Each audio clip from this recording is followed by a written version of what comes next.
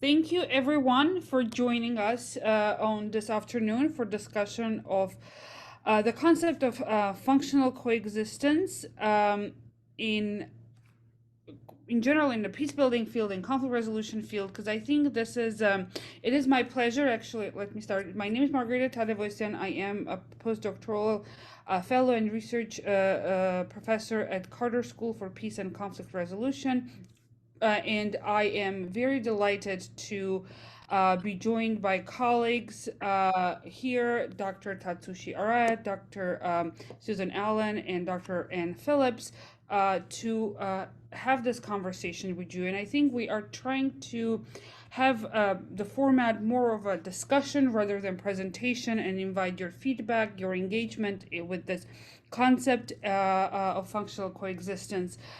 So originally the concept has been developed by our colleague Dr. Tatsushi Arai, and he will speak more about the depth of the definition, how it was developed and what it means. But we were very fascinated by the concept, and as practitioners, both myself, Dr. Susan Allen, and Anne, were very interested in moving it from like the theoretical approach from theory into practice, and how this can help us be engaged in the different communities and conflict affected contexts that we work, and how this can become a legitimate tool of engagement, of working long term in very protracted and long running conflicts where there is a lot of animosity, a lot of denial of each other, and a lot of history, negative history between the parties. So without further ado, I would like to mention that this project, this presentation is also building on a project that we currently are working with colleagues of an edited volume, a book that is looking to apply, not only present and develop further the concept of functional coexistence, but also apply them to specific case studies in different conflict contexts where either certain aspects have manifested of a functional coexistence, or where this can become a legitimate approach of engagement for scholars, practitioners, donors, and policymakers as well. So I'm very happy that to see that in addition to the panel of presenters, we also are joined by Paula Garb, who is one of our longstanding colleagues, but also was one of the contributors to our upcoming edited volume, and Gül Gur, who is also our very proud alumni of Carter School, and also is one of the contributors of our edited volume. So without further ado, I want to pass the mic to Tatsushi for his presentation of the concept of functional coexistence. Okay, Margarita, would you like to just give the audience the flow of today's session?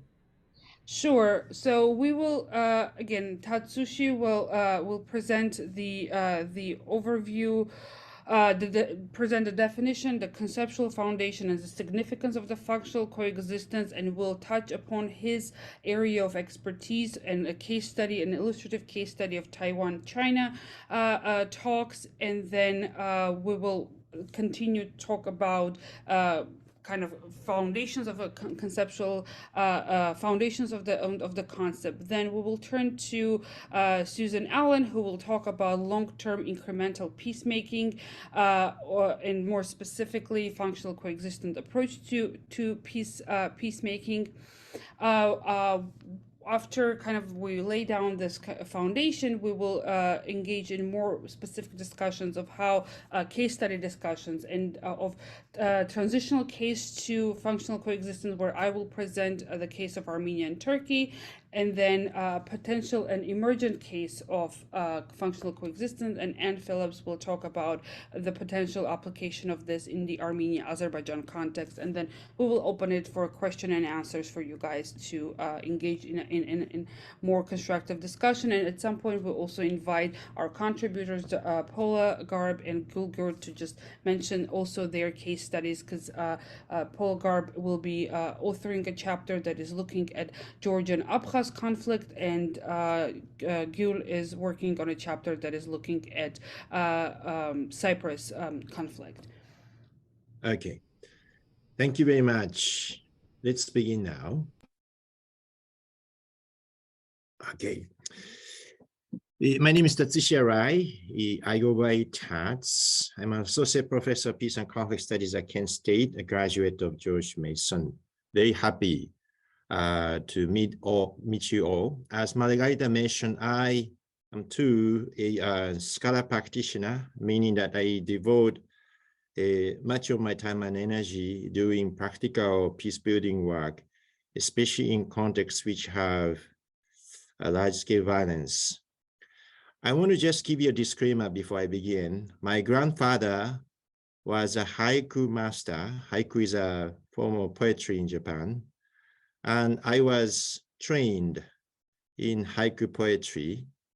Deprived of my native language, Japanese, I am still have the kind of an inkling of haiku. So you see a little bit of haiku here and there. But I am not just leaning only toward art. I am just using haiku to convey my messages. Okay. So the point of departure is that I'm showing the two photos of one context in which I've been engaged now for 10 years. The Rohingya camp in the western part of Myanmar, the Rakhine Buddhist majority community. In contexts such as this, I, as a practitioner, always wonder about the tension between two ways of thinking that are present in a field. One way of thinking is to seek common ground for resolution. In other words, you have two concentric circles and trying to find what's in the middle. Well, that is ideal. The experience I had back in 2007 to 2009 in Palestine, among other subsequent experiences in deep-rooted conflict, taught me in a very painful manner that there are contexts where people may want to advocate for staying constructively engaged in an enduring state of non-resolution. It required me tremendous courage to accept non-resolution as a category of things, including practice.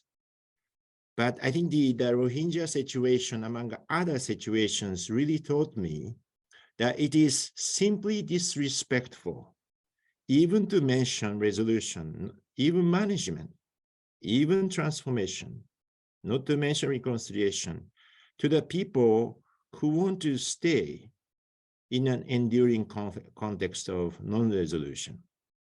So I'm sensing a tension between the orthodox search for resolution and rather unorthodox discovery of non-resolution as a category of thinking and practice.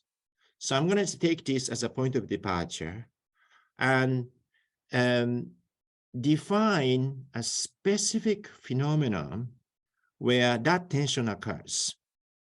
And I'm going to be quoting Bernard Mayer, a brilliant scholar practitioner with long experience. And in his book, Staying with Conflict, he defines enduring conflict as follows.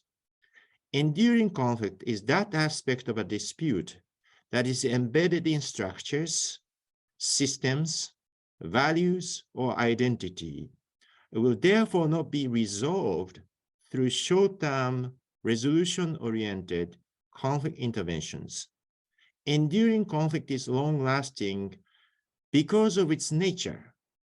Mark the next phrase, not because of ineffective or inappropriate efforts to resolve it. Until the roots of the conflict change, the system evolves, or the identity or value-based elements are profoundly transformed, the conflict will remain, although how it manifested may vary over time. And in the field of peace and conflict, we have a lot of theorization, for example, on intractable conflict, protracted conflict. So enduring conflict is a cousin or brother of any number of those well-established conceptualizations. So I'm definitely building on those literatures. But here, to accept, however grudgingly, that non-resolution, sustained condition of non-resolution can be a basis, a legitimate consideration, I am developing an idea of functional coexistence. By functional coexistence, I am referring to an intersection of the two overlapping realms. Number one is an enduring negative peace, meaning a sustained absence of physical violence. The second is a state of mutual denial or mutual non-recognition. Intuitively speaking, if you have a state of active mutual denial, there is a tendency to finish the other side or isolate the other side. So it doesn't usually come with a negative peace. But there are contexts, as you'll see in a moment, where these two tendencies stay together for a long, long period of time. So just to summarize my point of functional coexistence succinctly, I am talking about a sustained negative peace in an enduring intractable conflict with existential characteristics. Clarification is needed here about what is denied, what is non-recognized. We are talking, for example, about statehood to be denied, legal status of an entity to be denied, or certain sustained policy or official position to be denied, or even psychosocial identity of a community to be denied. So when we say denial and recognition, we are talking about the whole range. And conceptually, functional coexistence is applicable from the interpersonal level to regional/global level. Okay. Now, what are some of the concrete settings in which functional coexistence are applicable? Or functional coexistence is potentially applicable. So I'm showing a couple of pictures from the context in which I have relatively deep experience as a practitioner. So I am talking about Russia, Ukraine, and NATO. If and when the ceasefire is in place and some very challenging process of a step forward takes place, it is not going to be a compassionate interaction. It is likely to be sustained coexistence. Typical case studies may come from Cyprus, Northern Ireland, Bosnia, North Korea, South Korea, US relations, maybe Armenia, Azerbaijan, Nagorno-Karabakh, Taliban-Washington relations. Italy-size contexts are the ones in which I have a deep experience, some experience at least. Syria, Israel-Palestine-Arab relations, Sri Lankan Tamil Sinhalese, where there was a lot of requests to talk about functional coexistence in Sri Lanka. Rohingya, Rakhine, Burma relations, India, Pakistan over Kashmir. So I think you get the sense of what kinds of situations I'm talking about here. Now, let me get into at least one concrete example of functional coexistence and just talk this through in terms of what actually happens in the course of functional coexistence. What the device I'm presenting is the simple Cartesian space, where on the x-axis you have more individual-based relationship, for example, interpersonal relationship, and in the other end of the spectrum, you see a more collective relationship, more group-based. On the y-axis, you see more informal relationship to more formal relationship. By my formal relationship, I'm referring to institutionalized structured relationships with patterns and regularities. Now, if you look at the Taiwan Strait relations as an example, you notice that since the establishment of People's Republic of China, the basic structure of cross-strait relations hasn't changed much. Beijing has never recognized a Taipei-based regime, and Taipei-based regime does recognize PRC, except that increasingly because of the tension, there is a de facto non-recognition taking place during the last several years. But what I want you to pay attention to is that within this space of active non-recognition or even mutual denial, there's a lot of elasticity, flexibility. If you look at the relationship over decades, not within month, not within 2 years. So for example, in 2008, the two sides started having active mutual visits. As Margarita alluded to, I have been engaged in an initiative called Straight Talk, which is Taiwan, China, US civil society dialogue.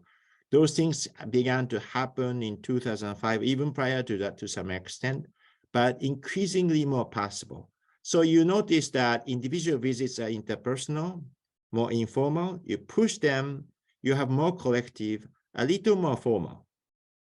And in 1992, I'm just going back, the two sides came up with a loose mutual understanding of the 1992 consensus, which meant that the two sides accept the premise of one China despite disputed interpretations of it.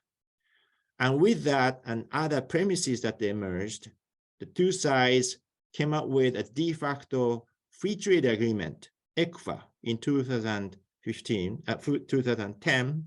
And in 2015, for example, as you saw in the picture, there was a first summit across the strait that was possible. The last several years have seen the deterioration of the relationship, but my point stays.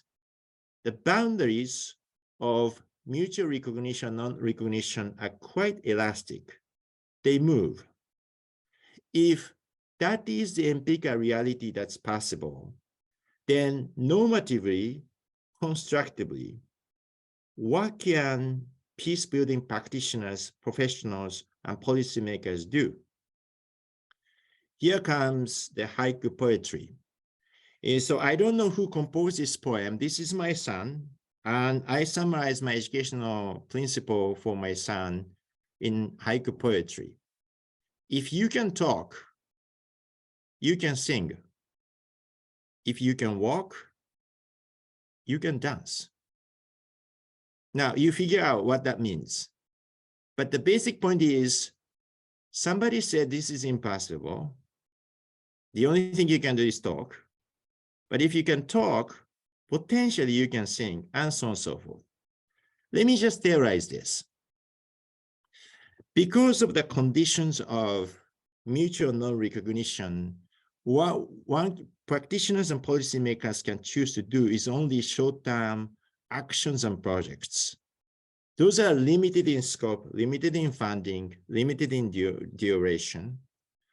But can we expand our awareness and capacity to do those short-term projects, such as the vaccination project, the dam project, irrigation project, etc., in such a way that they maximize the chances of contributing to some sort of a long-term processes and patterns.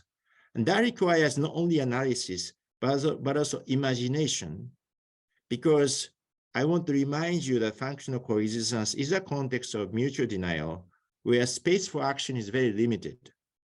But let me put the same visual in the Cartesian space you saw in the Taiwan Strait case study: formal, informal, individual, and collective. So in fact, the short-term, long-term dual perspective has to take place in a layered structural context of formal, informal, individual, and collective. You're most welcome to look at my paper to see how I'm actually elaborating on this argument here.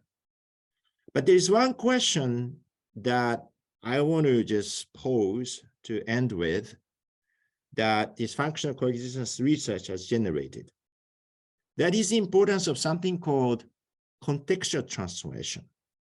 By contextual transformation, I am referring to a broad category of macro-historical shifts which are largely independent of intervention efforts, or which can be accelerated by matching intervention efforts. What I mean by this is that functional coexistence is characterized by active mutual denial that in turn is embedded in some sort of a macro social structure that has history.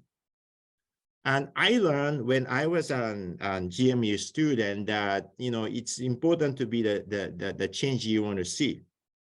However, in the age of interconnectedness, that being a change maker alone is sometimes insufficient to actually have a change necessary to reveal and overcome the underlying basis of functional coexistence. So as a practitioner, I began to actually shift my optic. Is it possible that global pandemics, energy transition toward post-oil world, climate-induced disasters and responses, internet digital AI revolutions, structural shifts in demographics, etc., those things that appear to be ostensibly independent of the man-made intervention effort, that can shift the context. So on the one hand, being a change maker, that is a very important part of being engaged in the context of functional coexistence. But on the other hand, you cannot create mountains. But when the mountains in the ocean somehow shifts in structure, can you ride on the shift? So that riding on a shift is a different optic that came out of my inquiry and practice in functional coexistence. So I end with the poetry to summarize everything in a couple lines. This poetry, the haiku poem, I composed past midnight back in 2015 when I was in Beirut working with Syrian government and civil society, and I got completely stuck. The poem goes, moving unmovable mountains, one pebble at a time, redirecting a mighty river, one drop of water at a time. Thank you. Thank you, Tats. Thank you for this amazing introduction and also making it more relatable. I think those haiku poems make it really very, put this kind of a real practitioner and like emotional human approach into what we're doing and is opening a very different perspective. So thank you for that. So now we'll move to Susan Allen, who will talk about some of the things that touched on, like staying with the conflict and what it means to be engaged long-term incremental peacemaking. Thank you. Okay, you hearing me okay? Great. Thank you so much. Really a pleasure to be part of this conversation today and to see good friends and colleagues tuning in for this. And I'm looking forward to the conversation. I will keep my comments brief so that we do have time for the discussion. Really an honor to be engaging with all of you and with Tats and Margarita, as you all are editing a book on functional coexistence. I'm really honored to be part of that conversation. And in particular, what attracted me, when I read Tats's article, I'd seen Tats present the functional coexistence idea as part of a discussion that Chris Mitchell, who's here today, was hosting a discussion about illiberal peace and how do we do peacemaking in illiberal environments and peace work when we're dealing with it's not a liberal peace but an illiberal peace process and outcome as well. And the functional coexistence concept to me was a fabulous way with words to kind of focus in on we've talked about intractable conflicts, we've talked about non-resolution, we've talked about taking a decades-long view. Angela Lederach is talking about slow peace. We've heard from many different perspectives about generations approaches. And as Tats mentioned, Bernie Mayer's work on conflict engagement. And for me, the functional coexistence concept allows us to focus in on something that I think the field has maybe been distracted by, this goal of full resolution or full conflict transformation. And the field may have walked away from this idea of managing things in a way that you kind of keep a lid on them. And so conflict management, conflict resolution, conflict transformation is not always an appropriate goal for now in some of the places where we work. And so I see Paula Garb is here. Paula and Margarita and I and some of the Georgians and Ossetians that we've worked with are here on the call as well. We're dealing with a situation in the South Caucasus where Georgian and Ossetian communities are not ready to think about a major settlement and resolution and signing of the big peace agreement that settles all issues. That's not something appropriate for now. But what is appropriate for now is continuing to recognize that the conflict context is affecting everyone's lives. And some of the part of the functional coexistence, the functions part, attracts me, because what Georgians and Ossetians have been interested in working on is functional things like irrigation water that happens to cross back and forth between the Ossetian-controlled and the Georgian-controlled territory. The irrigation channel crosses back and forth, and that's a function of social life. People need irrigation water for the farms and so forth. Ambulances cross the ceasefire line in order to get to the closest hospital in extreme situations. Educational opportunities. I think also about individuals' development, no matter what the conflict context and the aftermath of war. Creating a functional society where individuals have the opportunity for their education, their professional development, their engagement with the broader world. I think of dear friend and colleague Dina Alborova. She passed away from COVID, but she was a South Ossetian peacemaker who really believed in bringing the educational opportunities to her whole community, even though right after the war things were very difficult, things were closed, the travel was difficult, access to Western education was difficult.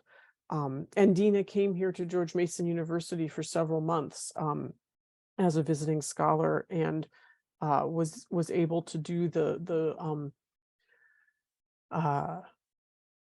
function of continuing with the professional engagement as a political scientist, as a conflictologist, and being part of that professional world, even with the restrictions that the post-war situation placed. So, and then another thing I've learned from the Georgians and the Ossetians that we've been working with is that individuals really can make a difference. And so I really appreciate, Tats, your haiku, the pebble by pebble approach. the drop by drop approach. We've talked about it as a step by step approach, that we're on a journey and these small steps matter. They add up over the course of decades, over the course of generations. These small steps add up to major shifts. And so looking at really remarkable individuals, people in Georgian and South Ossetian societies who are speaking out and taking actions to say that the functional life that people need is matters, and that we need to build that, and that people need the irrigation water or access to education in multiple languages and worldwide connections and so forth, that matters, and that knowing about neighbors in the South Caucasus region also matters, and that part of functioning is being able to have people's contacts as well. So I've learned a lot from the Georgian Ossetian example, that and their work and their remarkable efforts, that to me brings alive this concept of functional coexistence. The Georgians and the Ossetians are in a situation where there is a mutual non-recognition of the political status of the entities, and there's also a non-resolution and a negative peace.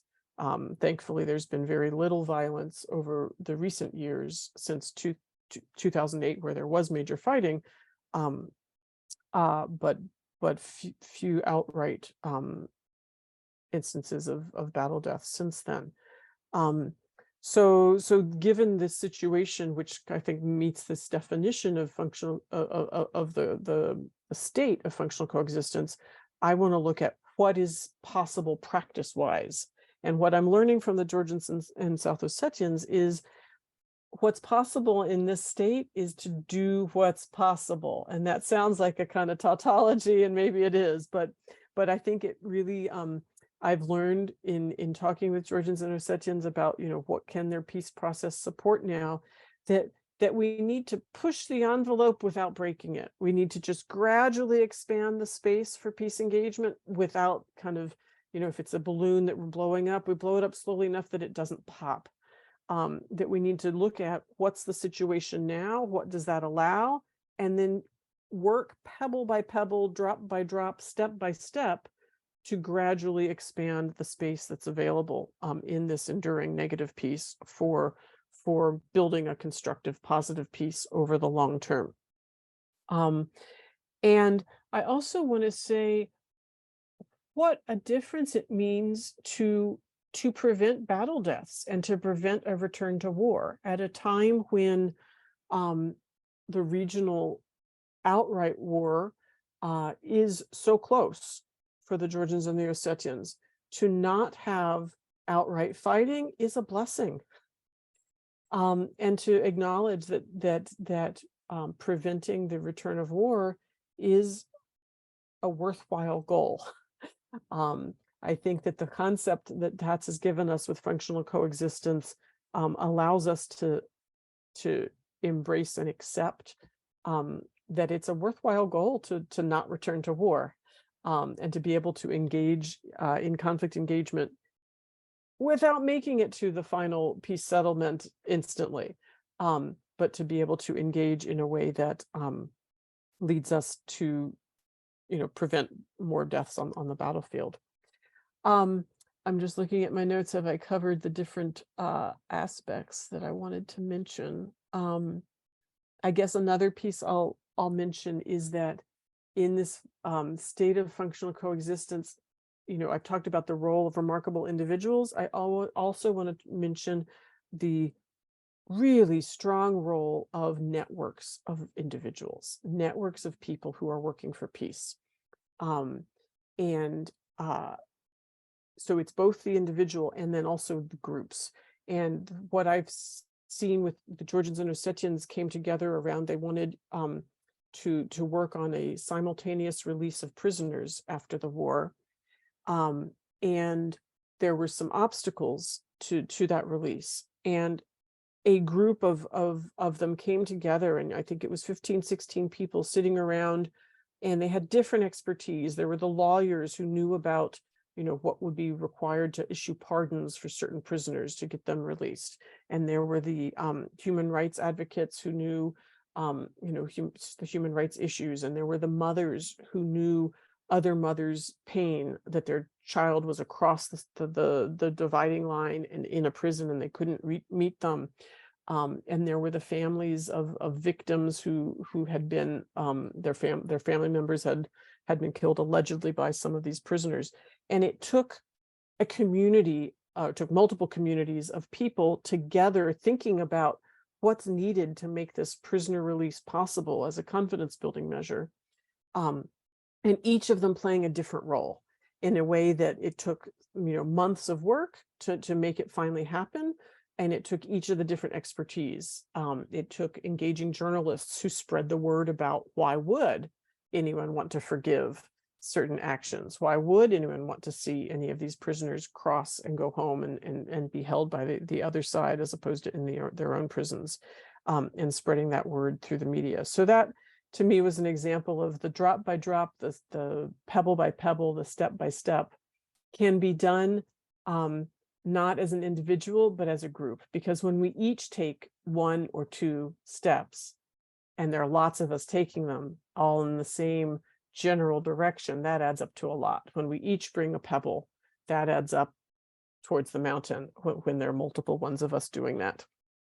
So I think I will conclude by saying it takes each of us to do this work. And it's great to see Rotary colleagues here, as well as some of the Georgians and the Ossetians. And I already mentioned Paula and Margarita, Chris Mitchell, those of you who've worked with me in different parts of this work, and particularly the Georgian and Ossetian colleagues. I really want to acknowledge all your efforts and all that you're contributing to functional coexistence in your region, as well as helping others in other regions learn through your experience. Thank you so much. Thank you, Susan. I am also I will make the confession similar to what Tat said in a different realm. As a native Armenian, I think I am very excited for this conversation, intentionally or unintentionally, bring out the work and the incredible work that is being done in the South Caucasus, and putting the spotlight on the South Caucasus, where it's not a region that is talked about too much. So I'm really excited that Susan mentioned the work with the Georgian South Ossetian colleagues. I will be talking about the Armenia-Turkey conflict, and then and we'll touch on Armenia-Azerbaijan conflict. So I will take next 10 minutes to speak about the potential application, or the very strong case of application of functional coexistence theory and a peace-building intervention approach to the context of Armenia-Turkey conflict.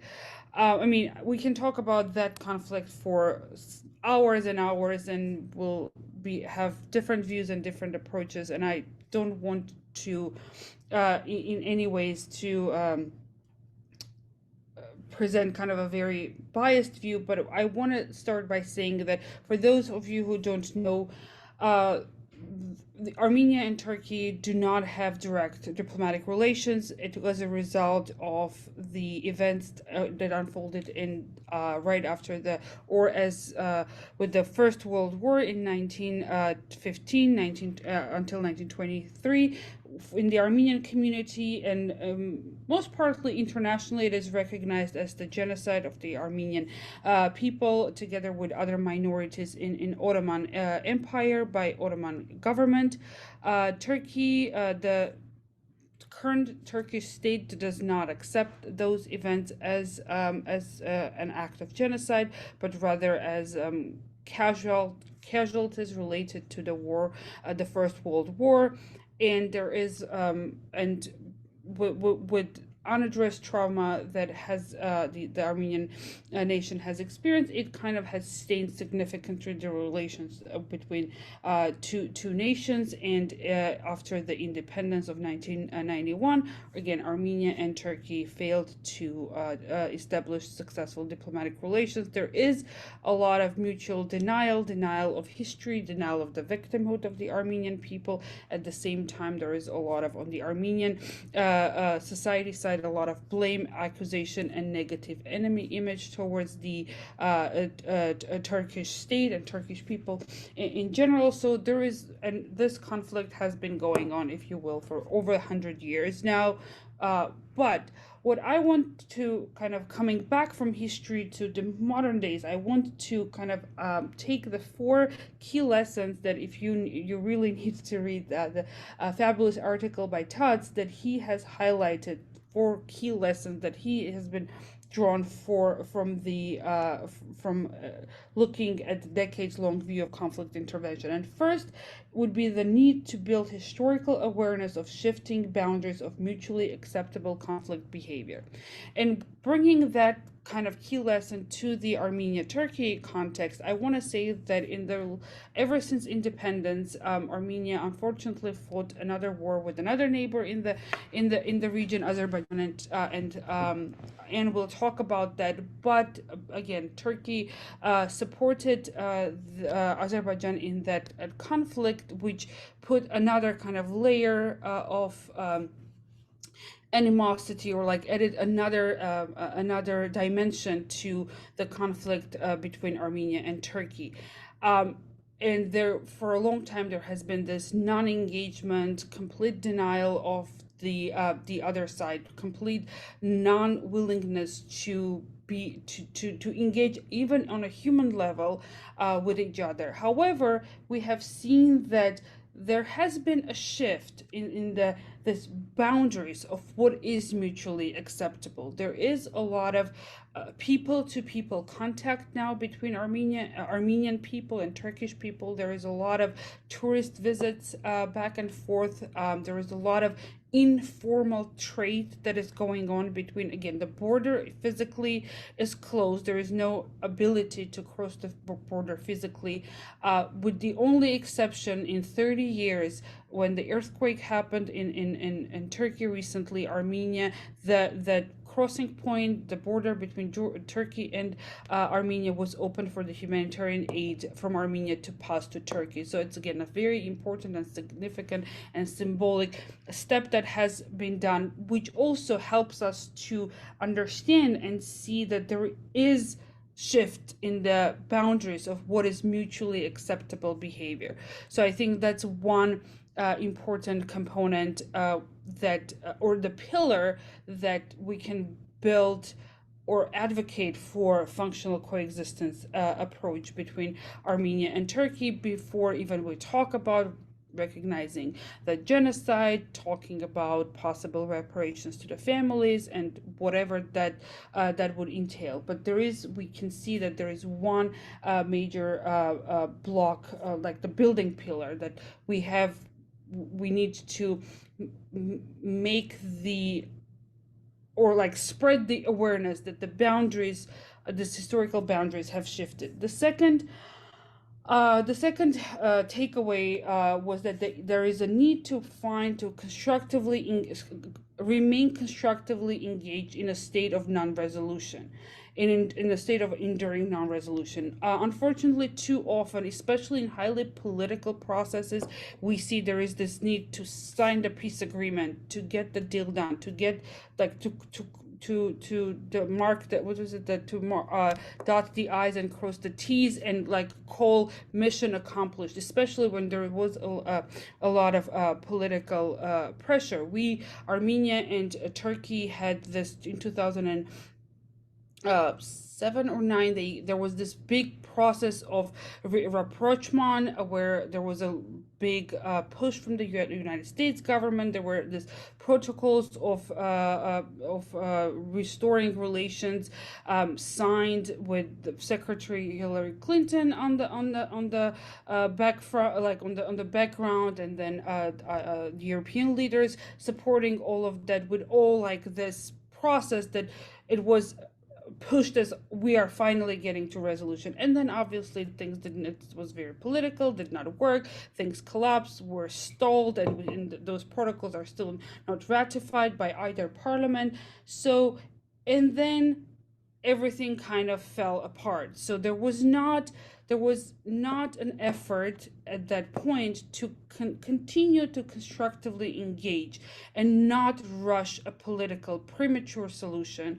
to a conflict that involves a whole society on both sides, that involves such a difficult and deep going trauma that is being generated and regenerated from one generation to another. So that's one thing that I think right now there is a space and there is a need in the Armenian-Turkish relations to continue to put the political solution aside and to continue to work on a constructive way of engaging with this intractable conflict that again will upsets many people, brings up many victim identities within the Armenian community, but at the same time is raising an issue that is very uncomfortable for the Turkish population and Turkish society to talk about. So again, that would be the second point. The third one is the role of the multi-layered structural view of conflict intervention that resists this desire of like not doing anything and stagnation, and resist the hegemony of the stability or like visible stability that we have. I mean, as Susan mentioned in her assessment of the Georgian South Ossetian conflict, thankfully there has not been any major military actions in 2008. There are no battle deaths.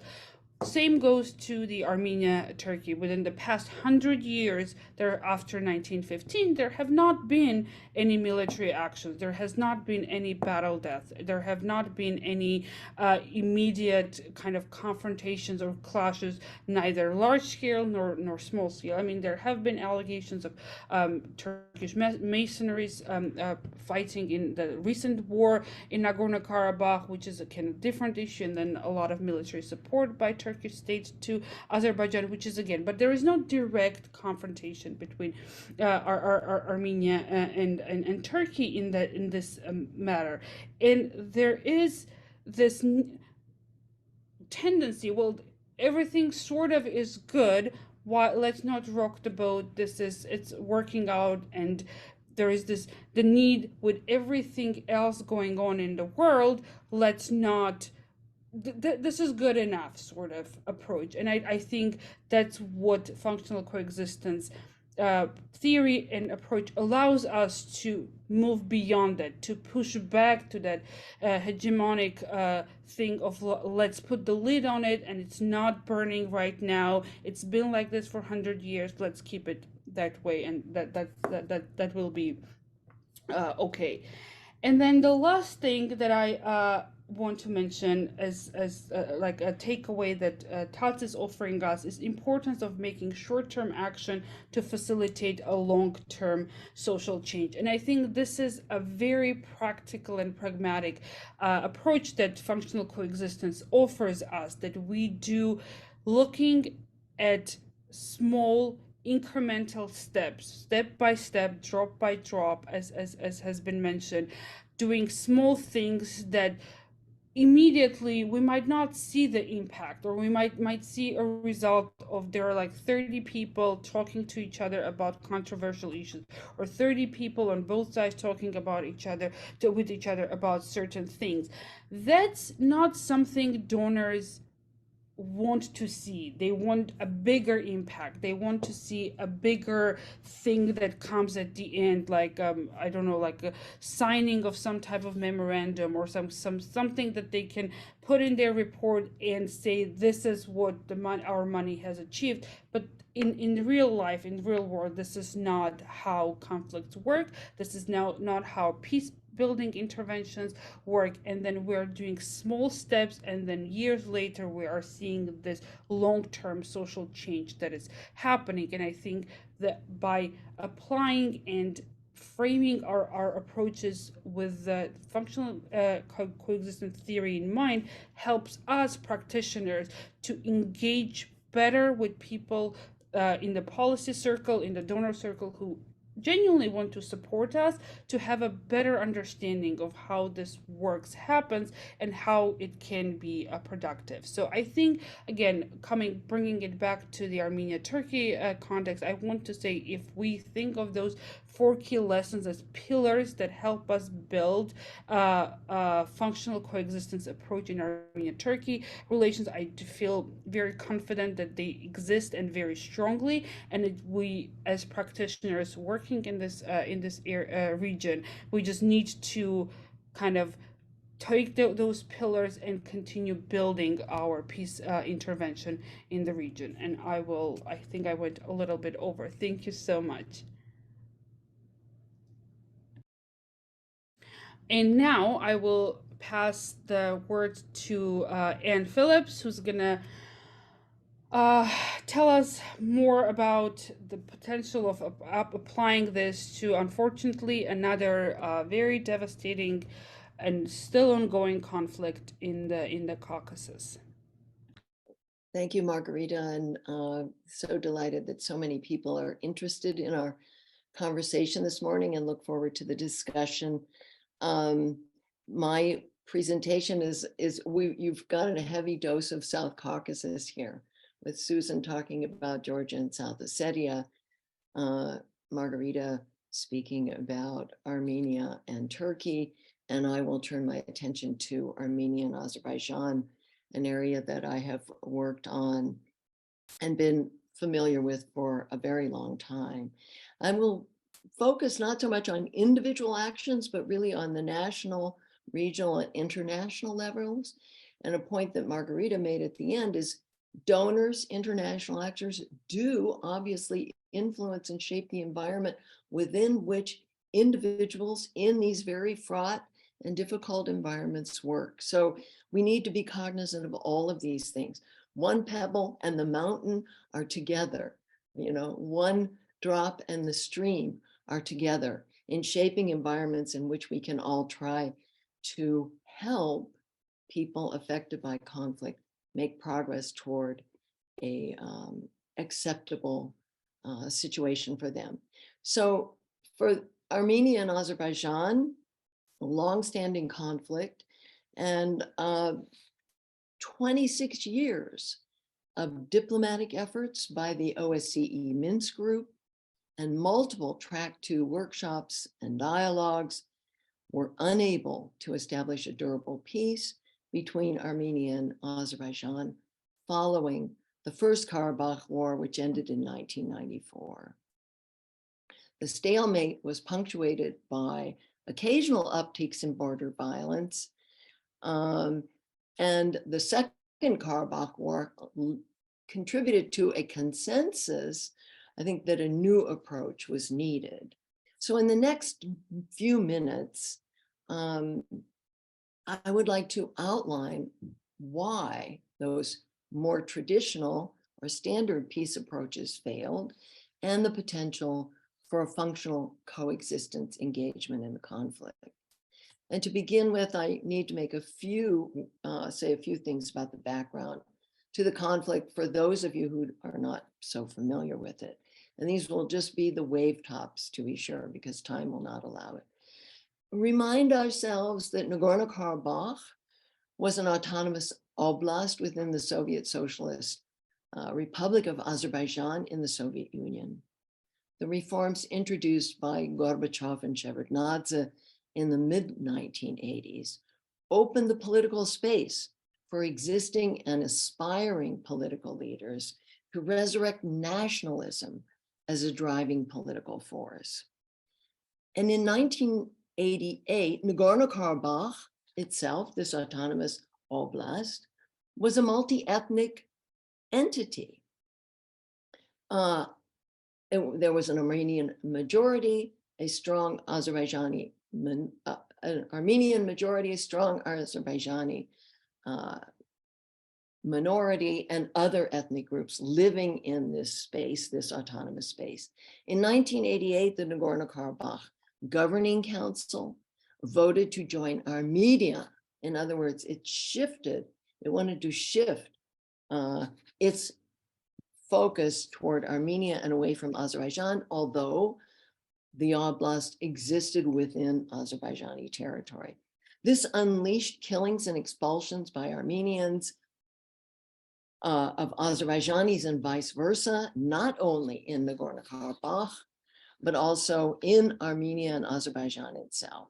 A full-scale war broke out in 1992, following the largely and amazingly peaceful dissolution of the USSR. Thousands of Armenians and Azerbaijanis were killed, hundreds of thousands were displaced. Ethnic cleansing redrew the national and ethnic mosaic by force. Russia brokered a ceasefire in 1994 that left Armenia in control of all of Nagorno-Karabakh, as well as the 7 adjacent districts, which were part of Azerbaijan. And the stalemate ensued until 2020, despite diplomatic and Track 2 efforts to establish a durable peace. So the question is, why did diplomacy and these peace efforts fail? And despite, at least in the early part, and probably until about 2014, there was broad international and neighborhood support for those efforts. First, nationalism had become the defining political factor on both sides, and selective historical narratives were created and perpetuated by Armenian and Azerbaijani elites for domestic political advantage since the First Karabakh War. The narratives emphasize deeply held grievances, fears, mistrust, and competing victimhoods.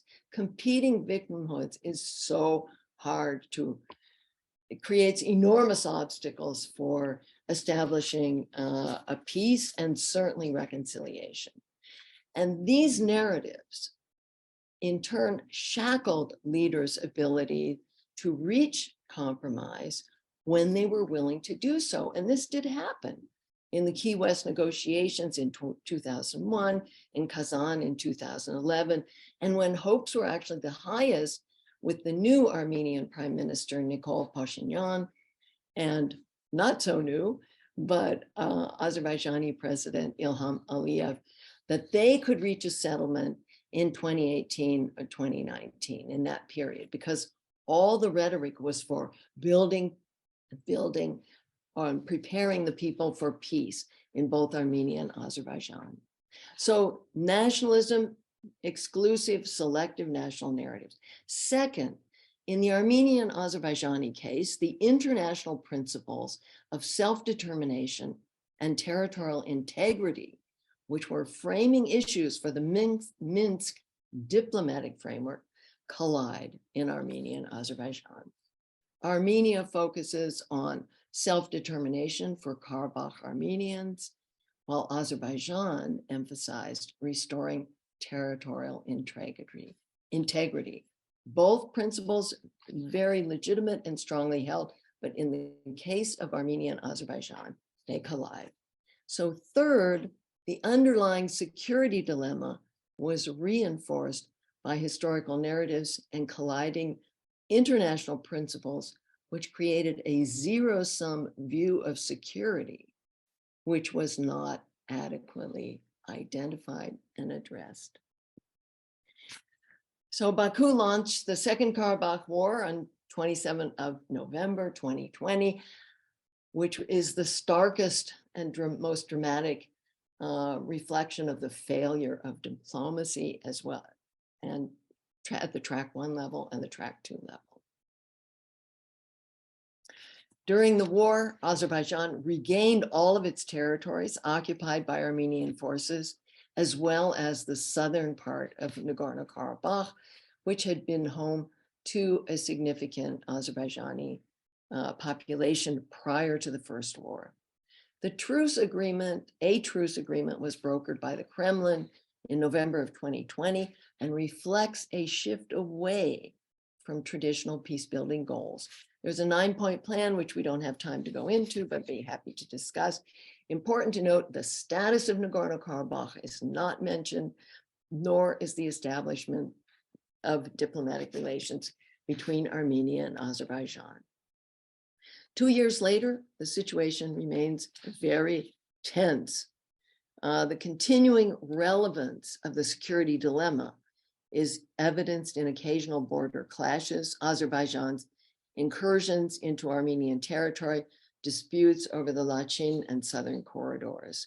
Little progress has been made to implement other elements of the truce agreement. The role of international and neighborhood actors has changed. It creates a kind of kaleidoscope. It's important to note, however, that Armenian and Azerbaijani actors have very strong agency, despite there's an asymmetry in the power balance, to be sure, and we can discuss the role of the international regional actors if you are interested. But in sum, after the war, after the truce agreement, after the Second War, the truce agreement signed by both Armenian and Azerbaijani leaders in November of 2020, Azerbaijan is today not amenable to peace-building objectives of conflict resolution and reconciliation. Functional coexistence offers an interesting and perhaps realistic option to engage the conflict. But even functional coexistence is premature at this point. Why? Because a durable truce has not been established. The absence of organized violence has not been established. So they are not present, and certainly that is a precondition or a prerequisite for functional coexistence. The two countries are still trying to create a foundation in which they can begin to establish a sustained absence of organized violence, or a negative peace, if you will. So small steps to secure a negative peace should take priority once that precondition of absence of violence is established. And then we can begin, and with a lot of other, and then the host country people, obviously are most important, can begin to try to build down this mistrust, the security, once the security dilemma begins to abate. So in conclusion, I would just say that traditional peace-building objectives and initiatives are not realistic now. And importantly, I think for all of us to consider, those of you working in many other parts of the world, that Armenia and Azerbaijan conflict and its situation is not an anomaly. Rather, I see it as emblematic of global trends. The declining legitimacy of the international security architecture, which was designed by the West, the multilateral institutions, and as well as diplomacy that supported it.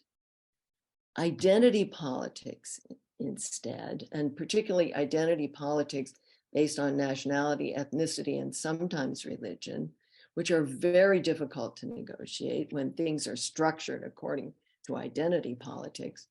The remilitarization of international relations, renationalization of economies are dominating the trends today.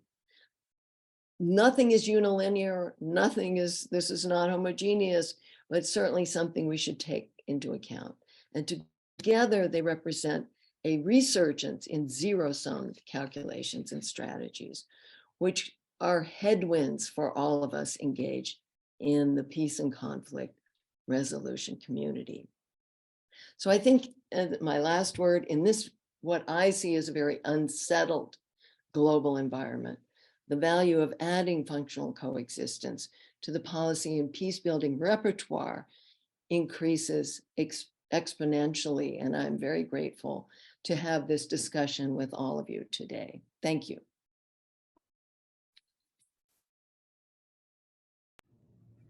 Thank you very much, Anne. Thank you for helping us understand a little bit better the conflict between Armenia and Azerbaijan and how it can benefit from application of functional coexistence, especially that we have seen almost 30 years of other approaches not yielding any result, and even worse, leading to even more death and suffering in the region. I would like to take this opportunity to perhaps invite our two other contributors, Gul and Paula, to say a couple words perhaps about your understanding and approach of functional coexistence, and specifically maybe outline a couple key points from the context that you have, you're considering the application of it. Why don't we take about 5 minutes, Paula, and then Gul to just talk about your context. Thank you. This was so interesting and further stimulates thoughts. And the first thought that I got yesterday as I was thinking about all of this is how similar the term and the concept that I grew up with, which was peaceful coexistence. I lived in the Soviet Union from basically 20 years old till 40. So I was completely steeped in the mentality and the terminology which the Soviet Union came up with of peaceful coexistence. And then it was adopted by others, but I'm not even sure most people on this call would even remember that term. But it really, it was very functional for the maintaining some sort of peace between these two worldviews and the countries that represented them, socialism and capitalism. And I've seen arguments more recently about how if the same approaches had been taken by the West toward Iran, perhaps we would have a different kind of relationship. In other words, we, didn't do any kind of cultural exchanges with Iran during this long period of conflict like we did with the Soviet Union, which was, a serious conflict with serious consequences should there have been a use of nuclear weapons, which both sides had. At any rate, I've been thinking about how to talk about what is valuable from that experience and what is different between those two terms and how they're used. And of course, to me, the term functional coexistence is much more powerful because there's just so much more concreteness to the word functional compared to peaceful.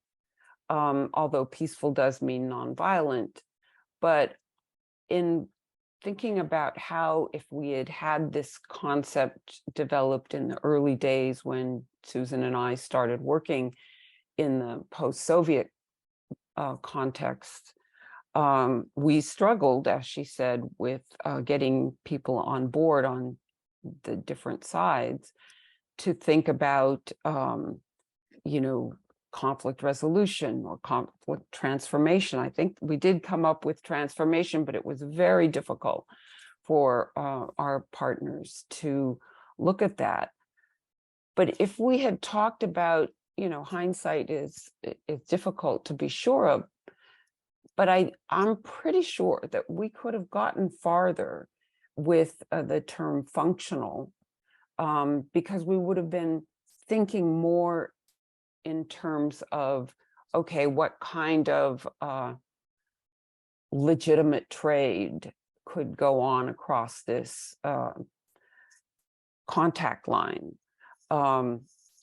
other kinds of functionalities that we could have been focusing on, which we did talk about, but they weren't the focus of our early discussions about what we could do as civil society to prevent further violence and to at least live as neighbors, good neighbors. We did discuss that, good neighborly relations. But as I learn more, as I'm thinking more about how my article will develop, I do think that we would have accomplished more had we had this idea at the beginning, and it's never too late.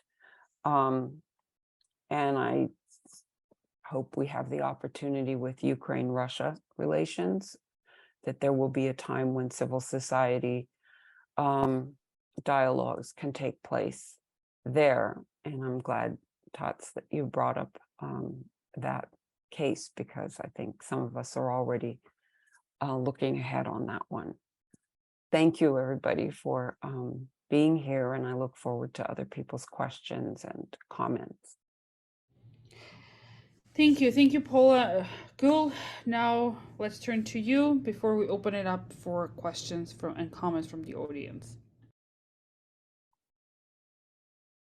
Okay, awesome. Thank you so much. And I'm gonna keep my talk very brief so that everybody will have a chance to ask their questions. And thank you, everyone. Seeing friends here is great. And thank you for inviting me to talk here about the Cyprus case, and also inviting me to write a chapter on Cyprus regarding functional coexistence. So Cyprus case, I'm not going to go into the details of the history, but it's a diplomat's graveyard, means decades long in diplomatic interventions to bring peace to the Greek Cypriot and Turkish Cypriot sides. To the divided island. And Cyprus is an interesting case, as many of you know, especially for functional coexistence. It's a good case in that sense, because I had been thinking about the case, and although there had been no peace for almost 5 decades, more than 5 decades in Cyprus, I was also thinking about how come in a divided island, a small island, two different sides of the conflict parties can live together without really going back to violence. Like, it's almost 5 decades, more than that. And I was thinking about it and trying to figure out,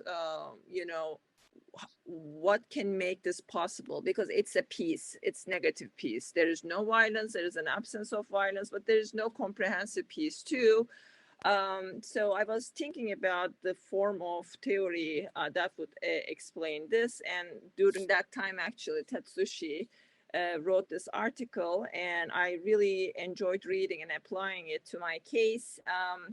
Very briefly, Cyprus is a decades-long non-resolution, very sustained non-resolution, with limited in-person interaction since 2003, because in 2003 checkpoints opened, and since that time there is some permeability between societies.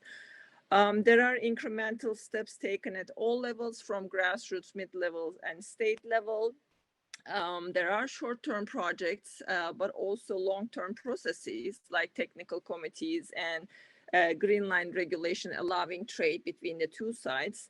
And there is no non-violence, as I said, is negative peace, but also different forms of denial and non-recognition.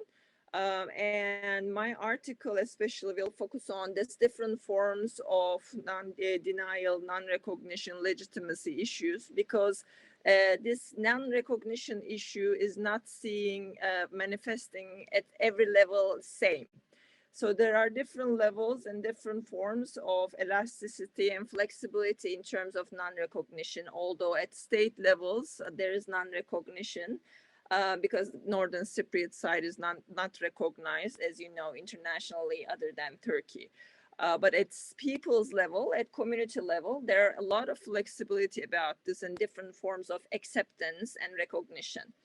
Although this elasticity and boundary dynamism is going on, there is still a very significant issue, which is increasing socioeconomic and psychological deprivation between the two sides. There is a gap going on, opening, because of the Greek Cypriot sides' EU membership and Northern Cypriot sides' lack of membership.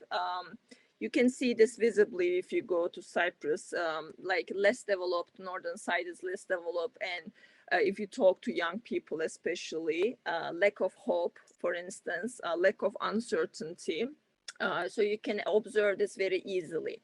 So my article is in the chapter is going to focus more on all these different forms of recognition, denial, legitimacy issues, while also focusing on how to deal with this increasing gap between the two sides, especially about socioeconomic and psychological perspectives. And I'm also going to give perspectives from different generations, because there are generations who didn't experience violence directly, but lived with the trauma and memories of the past. But there are also generations experienced direct violence and lived in enclaves and, you know, displaced, lived in different places and experienced different forms of trauma. So I'm going to also talk about this just to explain how functional coexistence, which is the current situation in the island, how this sustained non-resolution can be evaluated, and how this, short-term projects with long-term visions can help closing the gap between the two sides. Thank you so much. Thank you, Gül. Thank you so much to all the presenters for presenting this. Thank you, Tats, for actually developing this concept and bringing us together in this critical thinking exercise, and also developing our practice by using this approach. So now we have about 15 minutes, so I would like to open up this for questions and comments from the audience on anything that interests you, from particular case studies to the concept itself. It's now your time to ask the questions, any question that you have.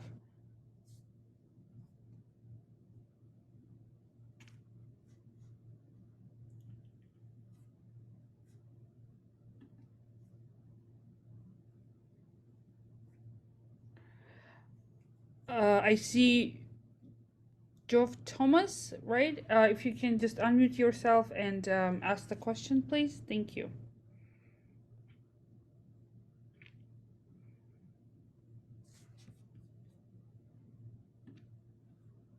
Can you? Okay, sorry, but for some reason my mic was off. I was curious about specifically the nature of trying to deal with conflict, and how it over a very protracted period of time, and I wonder, to what degree do peace processes actually protract a conflict by effectively making a frozen conflict livable, which in turn lowers incentives to ever actually fully resolve the conflict? The example that I always think about with this is the case of Northern Ireland, where I'd argue that the Good Friday Agreement has effectively entrenched identity politics to the point that there can be no long-term resolution between Catholics, Protestants, Unionists, and nationalists, because the Good Friday Agreement has effectively created a political system and a social system that divides the island politically and formalizes that. And I'm curious if by trying to create situations where there can be day-to-day interactions without major political declarations, does that just prolong the conflict?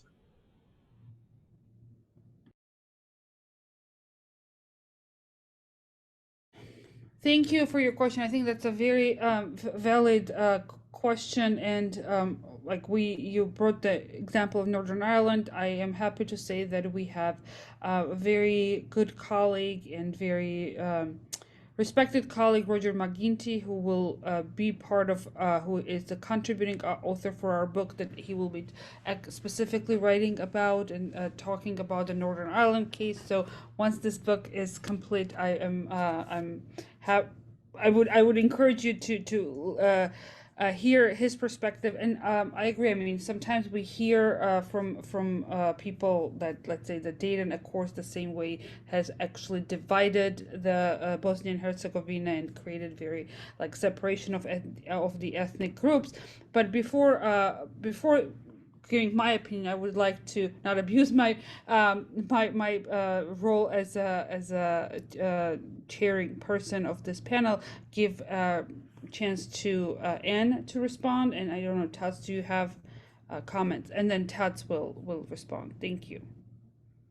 Oh, thanks. I was your comment strikes close to home because I've done a lot of work in the Western Balkans as well, and exactly part of it is that the objectives of international actors don't necessarily work well together with the true interests of building peace for the local community. And as Margarita just pointed out, the Dayton Accords in Bosnia and Herzegovina, the Ohrid Agreement in Northern Macedonia are perfect examples that are parallel to what you described for Northern Ireland. That in a sense, there's been no further war in Bosnia and Herzegovina, or a war was prevented in Northern Macedonia, but no, the structures of those peace agreements imposed by the outside do not provide a foundation for what we would call a positive peace. And we can see that too. And just a brief comment to Paula, when you mentioned peaceful coexistence, I remember that very well. So I fully, functional coexistence, in my view, kind of builds upon that peaceful coexistence, which was a good thing, as you said. Peace between the United States and the Soviet Union, avoiding direct conflict was a positive thing. So I'll stop. Thank you. Tats? Yeah, I think this requires a much longer conversation, but the general perspective I want to share is that functional coexistence is a descriptive idea, in that we see the reality, for example, of Northern Ireland post Good Friday Agreement as perhaps a version of functional coexistence, which could be really demoralizing. And it is actually not a frozen conflict. Frozen means something is static, but it is evolving very dynamically. For something as a social system to stay, there is a lot of movement. That's what elastic boundaries of non-mutual recognition actually is meant to show. Then functional coexistence approach to conflict is more of a dynamic idea. It is normative. So while we can empathize with the demoralizing situation, can we see a peace potential or a potential of change within it? But that perspective, normative perspective, is not utopian. One that is so pragmatic, accepting active non-recognition, demoralizing reality, deep structure, we accept all of it. But having swallowed the reality, what then will be a step? Then take the step, mindful of a very limited space in which we can take only a short term, but can we have the short term step with some perspective of long term? And that short term doesn't lead to anything long term structure change. However, if we maximize the chances that the short term immediate is going to have some fighting chance to create a longer term pattern and process, what would it look like? I think that kind of thinking can be more cultivated. I haven't worked in Northern Ireland, so I cannot offer any expert view. But based on my own experience in different parts of Asia, the Middle East, and Africa, there is a sense within me that if I'm able to spend 3 months in Northern Ireland, I am so sure to get with the people there to discover something that illustrates what I am referring to. So that's my gut feeling.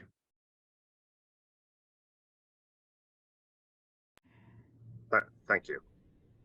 Thank you. Any other questions or comments or your thoughts on this concept or any of the conflicts discussed?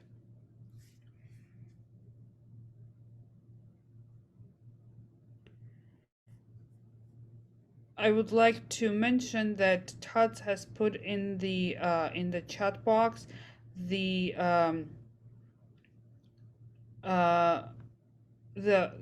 link to the article. Thankfully, this article is open access, so anyone can access and read it. And I think we have a question from Nadia. She's asking, she's curious about the implementation of this approach and what specific forms I think it can take. Anyone who wants to respond, maybe Tots or Yeah, I can, but I think I just want to open up to other people who want to, other participants may want to say something. I think I want to tackle this in terms of like talking about Armenian Turkish case, what specific implementation this approach will take. I think this, from a practitioner point of view, in the Armenia-Turkey context, we are talking about designing intervention and having an intervention approach, the goal of which for now is to not address, let's say, the historical injustice between Armenia and Turkey. The goal of this intervention would be finding out what are the constructive, as Susan said, like what are the constructive issues that we can talk about. Can we talk about having a border crossing for certain occasions and for certain things? Can we tackle other issues about I don't know, jointly dealing with some regional healthcare, environmental, and other issues? Like we are in a, like we saw in the devastating earthquake in Turkey in 1988. Armenia had a devastating earthquake that took the lives of 25,000 people. It is a seismic zone. What cooperation can be, what cooperation can be there, how we can build relations, and in the meantime discuss other issues. So I think that in my mind the functional coexistence in terms of theoretical framing and also a practical approach allows us to have realistic goals set for our smaller interventions that are not promising or over-promising mending the ties or historically broken relations between nations, but actually addressing very specific concrete problems, creating a structure for people to engage by those like small incremental steps, laying foundation for a longer term social change. That's my view, like from a practitioner. And Tat wants to. Right.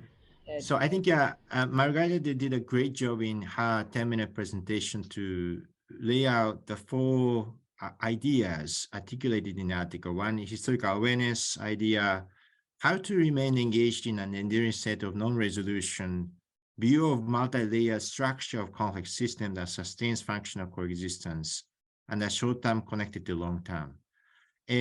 We haven't written a chapter yet, but if we are going to write a chapter to really kind of push implications of practice, I'm thinking of 3 possible directions to go. Number 1 is to take more seriously the idea of the depository of trust between the parties that do not recognize each other. So I'm talking, for example, about the grain export deal under Turkey and the United Nations for Russia and Ukraine. The two parties that are at war with each other, they don't trust at all, but they trust the process on a very limited scale, which is called a grain. The same applies to Lebanon and Israel over the maritime gas exploration. The deposit of trust was Washington in this case. I'm not applauding everything that happened, but I think those mechanisms show us that in the context of active mutual denial, there is something that can be done. That's the first point. The second idea is the notion of co-evolution. Could there be any social spatial relationship where the parties actively deny each other, but then they co-evolve? And I must confess, I learned this from Henry Kissinger, who is writing about China with some legacy of his own. And then the third approach, the third idea that I'll be pushing a lot on is this whole notion of contextual transformation. As Margarita mentioned, small steps are wonderful. But then at one point or another, there has to be a systemic change that somehow transforms the basis that keeps functional coexistence, non-recognition alive. And as I mentioned, in some of those big contexts, man-made efforts alone are unlikely to change the system so much. So I'm thinking now a lot about a metaphor of the waves and the surfer. The surfer, however good, is unable to cause waves. The waves are caused by the seismic processes. But when the waves come, can you as a surfer find a way to ride on the wave in such a way as to be most effective? So I'm not reducing agency from conflict work, but then I think one has to be much more systemic about how systems change that's caused not only by man-made effort on the one hand, and agency that is a willful effort. They come together. So that's the notion of contextual transformation that I'm going to be thinking a lot about in relation to functional coexistence.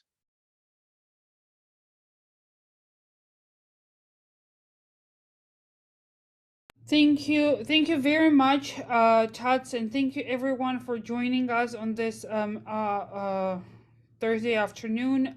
We will, I think, I would not be lying to say that at some point the recording of this presentation will be available on our webpage. Probably not in the next couple weeks, but it will be available. Again, we have shared the functional coexistence article with you in the comments. If you have questions or if you have did not take notes of this and would like to get the article, feel free to contact us, and we will be happy to share and then also follow the journey of this book being published. So thank you so much for everyone for joining, and I hope you have a great rest of your day. Thank you. Okay, Chris, if you want to share something, I'm willing to. I think he Yes, left, but he might have. Over, Oh, but there I he think is. I can speak on for a few minutes. Yes. Chris, would you like to speak? You seemed like you had your hand up.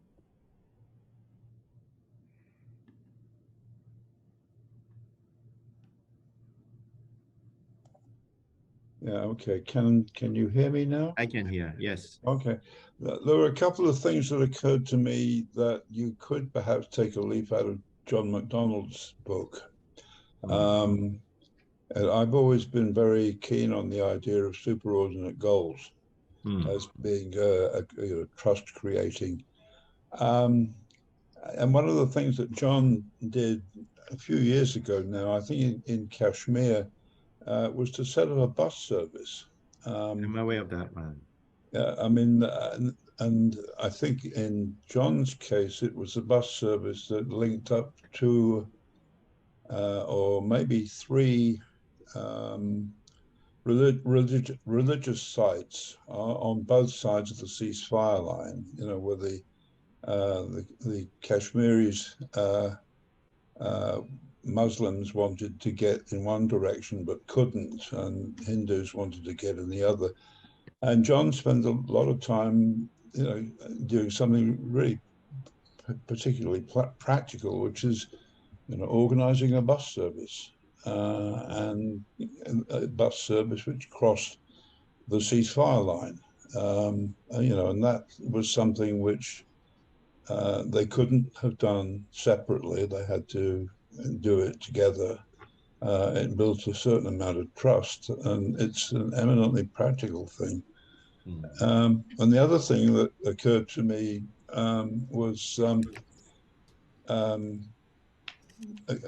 again thinking about Nagorno-Karabakh.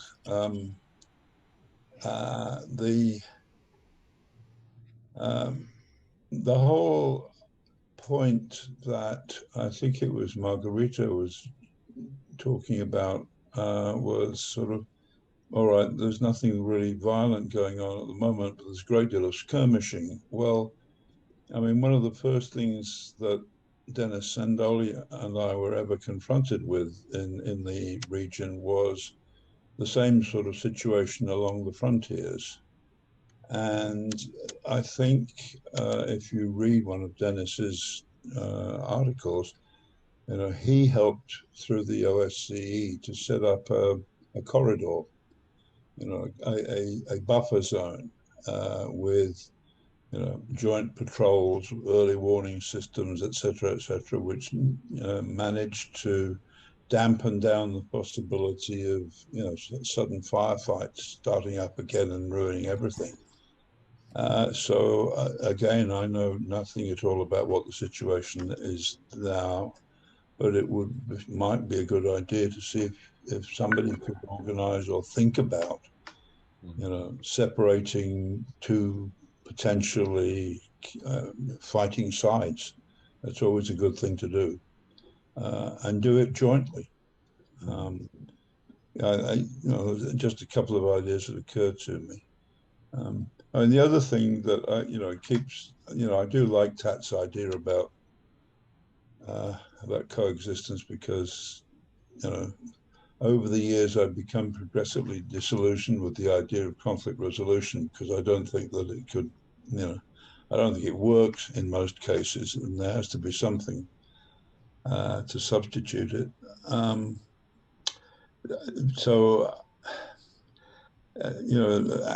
Angie said something a couple of months ago about slow peace. I think also you have to sort of think about it being fragile. It's not just slow. It's very, very fragile, and it can go wrong. So I like Tats's idea of pebble by pebble, drop by drop. But sometimes you can drop a pebble and it falls on top of the pile of pebbles and the whole thing collapses. So, but I don't have to tell you guys that. On which happy note, I'll shut up. All right, thank you very much. Thank you so much. And I apologize, I haven't seen you raising your hand. Otherwise, I would have acknowledged that. Sorry about that. I do it very unobtrusively. Thank you so much. Thank you. This was really great, and I hope to continue this conversation as we go on the journey of actually producing this manuscript.